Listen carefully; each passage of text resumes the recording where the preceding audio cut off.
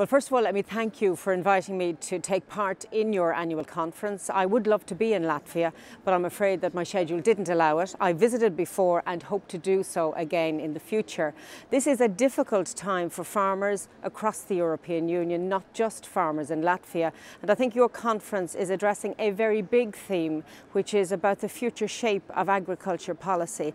And I think when we're looking at that, we have to look at it in the context of the big problems we face today. So let me just talk about some of those issues, and you're acutely aware of the impacts they're having, particularly in Latvia. The geopolitical situation is certainly of concern. The ban that Russia has imposed on food products from the European Union is having a very big impact on farmers right across the European Union. And to some extent, it is unfair that farmers carry the brunt of what is a very geopolitical issue, but that is the reality for many farmers today. Now, that said, the European Union and European agriculture has responded well and is finding new markets, but needs to do much more. But clearly, the geopolitical situation has a big impact.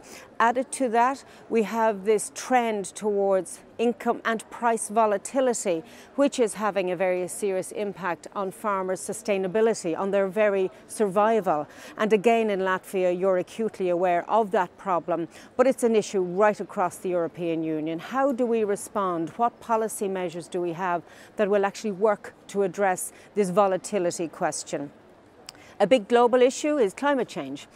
And agriculture is both affected by it and contributes to climate change. So what responses do we have here in terms of policy? Because as you know, farmers are being asked to do more, and indeed in the future will be pressured to do more to address climate change, while at the same time supplying food. It is a very complex issue, and to some extent there are responses already. Indeed, the agriculture policy of the European Union has responded with the greening of the common agriculture policy. Science and innovation is looking at ways of trying to reduce the impact that agriculture has on climate, and I think we're going to need more of that, and indeed we're going to have to work with farmers on the ground to deliver for those things, but all the time conscious of the acute income situations that are impacting at farm level.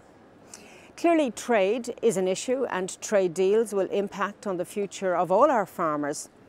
Trade is important, but we have to be very sensitive to products like beef, for example, and other products that are, as we would describe them, sensitive in the European Union, and we need to ensure that trade deals don't have a damaging effect on production within the European Union, while at the same time recognising that if we open markets and have more trade, there is a capacity for European Union farmers to gain from that. But it is, again, a very delicate balance.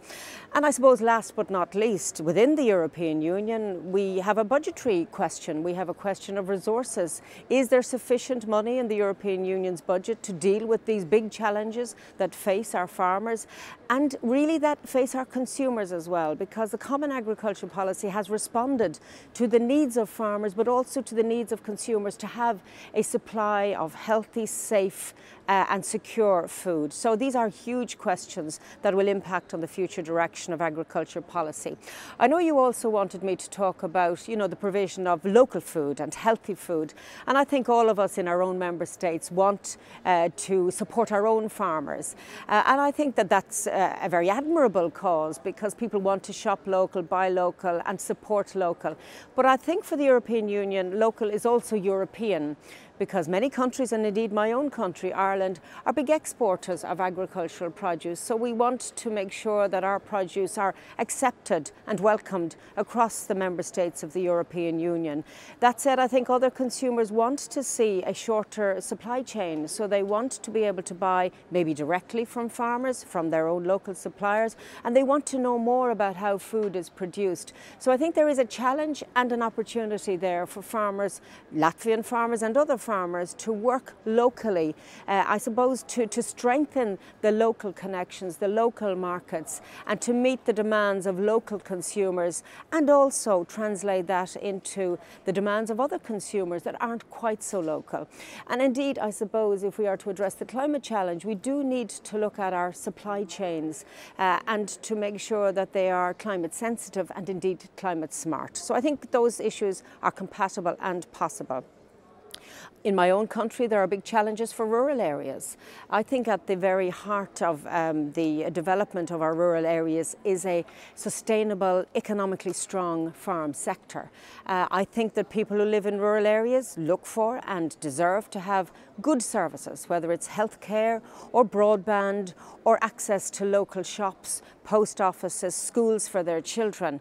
And this is a very difficult question which can be addressed at national level, but also at a European Union level.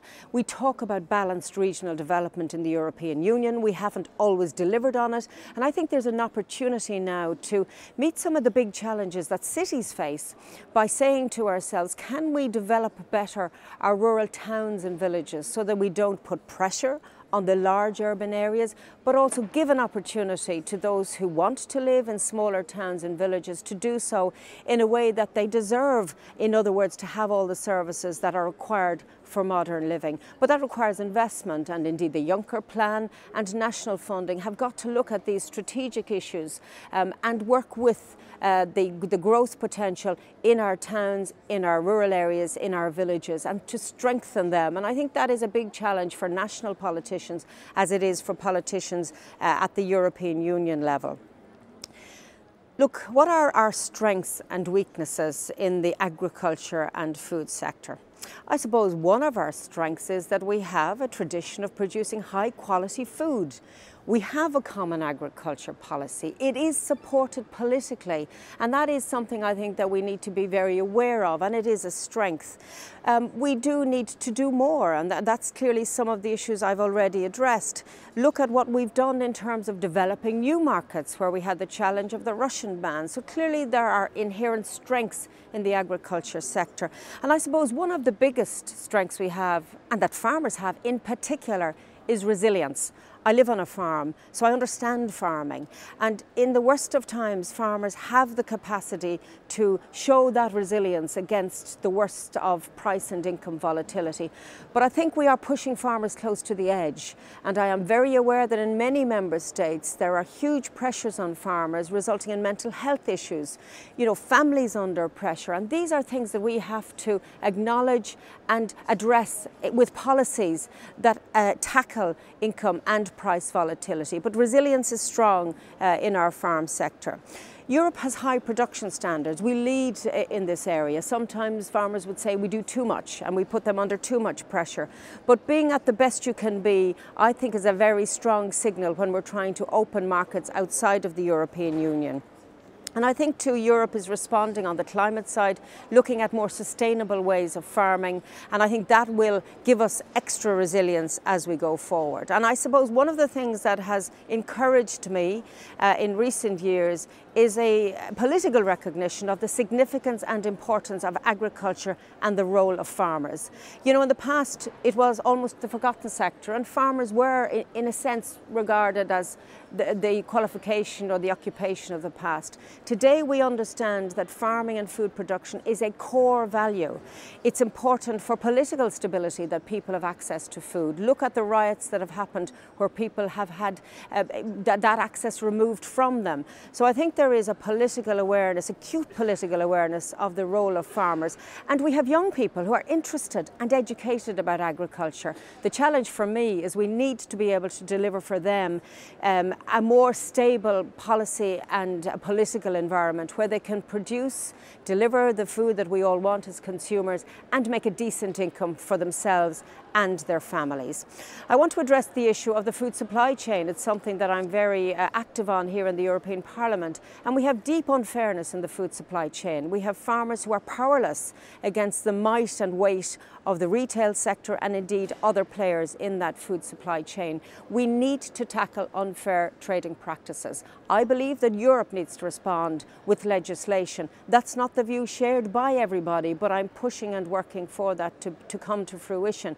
Many member states have recognised there's a problem, and many have implemented national legislation. I believe we would be better to have an overall view at a European Union level on this issue, and I think many farmers would agree with that. But there is no place for bad practice, for unfair trading practices by those at the retail end who have if you like, have all of the power in their hands. And I think that's something we all need to work together on. So let me give you some of my conclusions around this issue of the future orientation of agriculture policy. I hope that when we come, and we are debating it now, that it is much more than just about money in the Common Agriculture Policy, the budget for agriculture in the European Union, that it's more than just about how that money is distributed between member states and between farmers, although that is an important issue. I think we have to look at new policy instruments to tackle price and income volatility. I think if we don't do that, we will fail farmers. And that for me is a key issue. We don't have all the answers yet, but we are charged with finding solutions to that particular problem. I think we also have to make sure that in these trade talks that are ongoing, that we don't result in a negative impact on some of the produce that we produce here in the European Union. So we need to be taking a bird's eye view on trade policy and looking at the cumulative impact of many of these trade negotiations on our farmers, on our produce. And I think that is a key for me.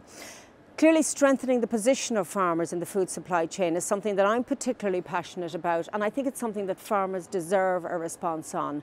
It is not acceptable that farmers take the hit every time there is a special offer made by a supermarket chain, or that farmers' prices tumble dramatically if there are some global incidents that impact on them. We need some protection around those issues.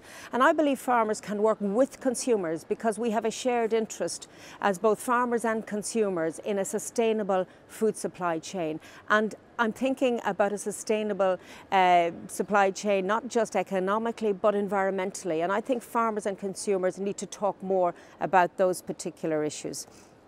Look, the current crisis is a crisis, but it's also an opportunity for us to tackle some of these issues.